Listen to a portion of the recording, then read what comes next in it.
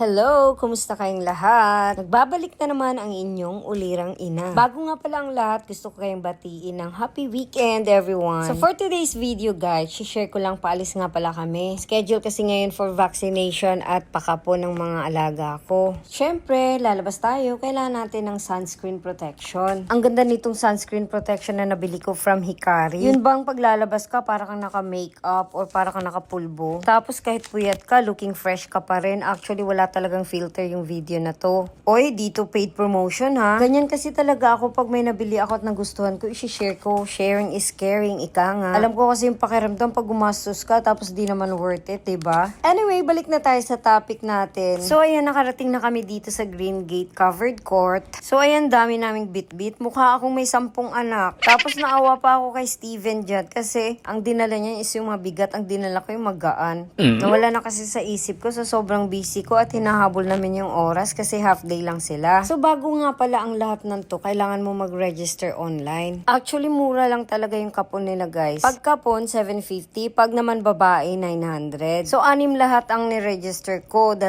pakapon at saka 4 na for vaccination. 6,900 bali ang nabayad ko. Sulit naman kasi ang dami nila. So pagkadating mo nga pala dyan sa area, so kailangan mo pa rin maraming pipil-upan. Bawat pusa, isang form. Pag wala kang cash, pwede GCash ang payment. So pagkatapos mo magbayad, ila-line up mo na doon yung mga alaga mo. Tapos uupo ka na lang, antayin mo na lang kung matapos na or ilalabas na nila. So pag nakalabas na yung mga alaga at antayin mo na lang na kunin, kailangan mo muna makinig sa aftercare. Merong pagkurap ng mata or paggalaw nila mula sa recovery area, sa kailangan po natin sila ibabalik ng kanilang mga kiddos at monitor kung okay at pwede na po ba natin sila iuwi.